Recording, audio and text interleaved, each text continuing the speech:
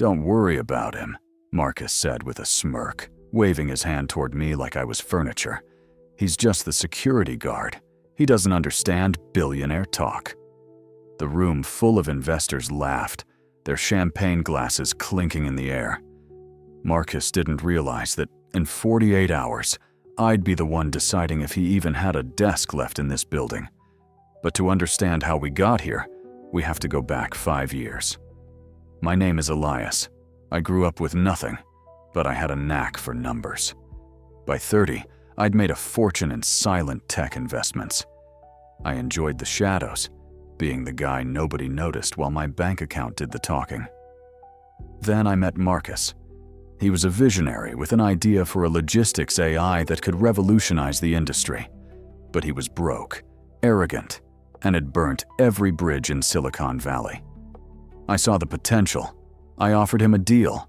I'd provide all the capital and office space. In exchange, I wanted 51% of the company, but I'd remain a silent partner.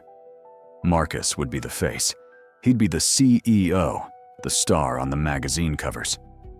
Marcus jumped at it. "You won't regret this, Elias," he said. "We're going to change the world."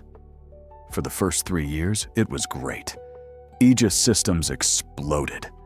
Marcus was the darling of the tech world.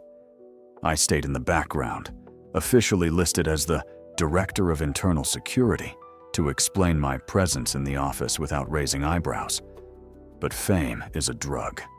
Success went to Marcus's head. He started believing his own hype and forgot whose money bought the servers.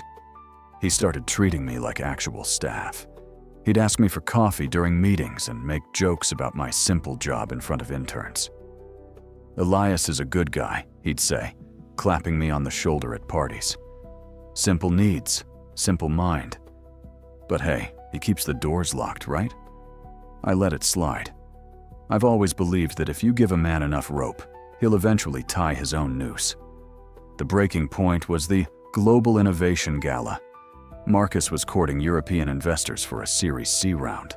He wanted to dilute shares to raise more capital, something he couldn't do without my 51% approval, but he seemed to have forgotten that detail. I was near the buffet when Marcus walked over with 3 billionaires. I nodded. "Marcus, the presentation was impressive." He didn't even look at me. He turned to the investors and chuckled. "Forgive Elias. Like I told you, he's just the help. He likes to hang around the grown-ups to feel important." One investor asked, "Does the guard always attend these events?" Marcus laughed louder. "Only when he wants a free meal." "Elias, why don't you go check the east exit? I think I saw a shadow.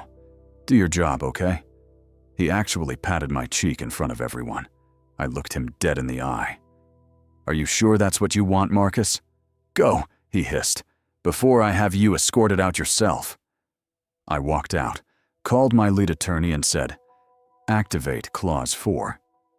Clause 4 stated that if the majority shareholder deemed the CEO's conduct detrimental to the company, an emergency board meeting could be called. Marcus thought he was the board, because I had appointed the other members. The next day, Marcus was hungover and triumphal. He sent an email announcing a restructuring. Step 1? Eliminating the security department. He was firing me. He called me into his office at noon. "It's over, Elias," he said, tossing a $10,000 check. "You've outlived your usefulness. You're small time. I'm moving toward the stars, and I don't need a guard holding me back. Pack your things." I didn't touch the check. I laid a tablet on his desk, showing the notice for an emergency board meeting starting in 5 minutes. The door opened. My attorney and the other board members walked in. Marcus laughed nervously. "Guys, what is this? Elias is just a guard?" I stood up. "I'm not a guard, Marcus. I'm the person who paid for this desk. I own 51% of the voting shares, and as of now, I'm removing you as CEO for gross misconduct and unauthorized share dilution." Marcus's face went white. "You can't. I'm the face." "Actually," I said, "without you, the company is finally professional. Security will escort you out now. The real security. Oh, and keep the check. You'll need it for the lawyers when we audit your expense reports. The fallout was spectacular. Marcus tried to sue, but the 51% ownership was ironclad. Once the investors found out who the real power was, they were relieved. They preferred a stable billionaire over an arrogant puppet. Marcus is currently consulting for a startup in the Midwest. Me? I'm still the silent owner, only now nobody asks me for coffee. If you've ever been looked down upon, remember Elias. Success is a game played in the quiet. If you enjoyed this story, hit that subscribe button and join Karma Unleashed. Tell us your story in the comments. And remember, stay silent, stay powerful.